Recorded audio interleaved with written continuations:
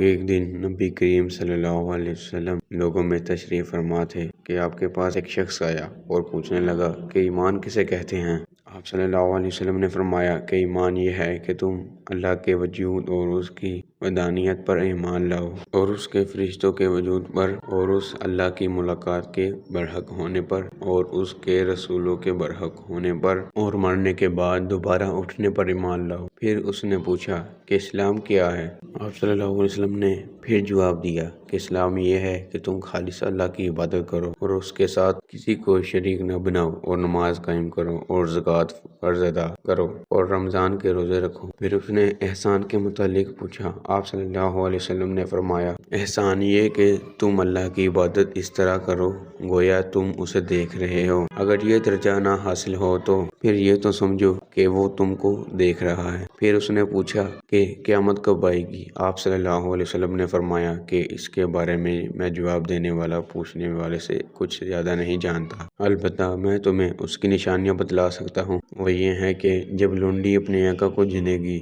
اور جب سیاہ اونٹوں کے چرانے والے دیہاتی لوگ ترقی کرتے کرتے مکانات کی تعمیر میں ایک دوسرے سے بازی لے جانے کی کوشش کریں گے۔ یاد رکھو، قیامت کا علم ان 5 چیزوں میں ہے جن کو اللہ کے سوا کوئی نہیں جانتا۔ پھر آپ صلی اللہ علیہ وسلم نے یہ آیت پڑھی کہ اللہ ہی کو قیامت کا علم ہے کہ وہ کب ہوگی، آخر آیت تک۔ پھر وہ پوچھنے والا پیٹ پھیر کر جانے لگا۔ آپ صلی اللہ علیہ وسلم نے فرمایا کہ اسے واپس بلا کر لاؤ۔ لوگ دوڑ پڑے مگر وہ کہیں نظر نہیں آیا۔ آپ صلی اللہ علیہ وسلم نے فرمایا، وہ جبرائیل تھے جو لوگوں کو ان کا دین سکھانے آئے تھے۔ ابو عبداللہ امام بخاری فرماتے ہیں، نبی کریم صلی اللہ علیہ وسلم نے ان باتوں کو ایمان ہی قرار دیا ہے۔ صحیح بخاری حدیث نمبر 50۔ میں اللہ تعالیٰ سے دعا کرتا ہوں کہ اللہ تعالیٰ ہمیں دنیا اور آخرت میں کامیابی دے، آمین یا رب العالمین۔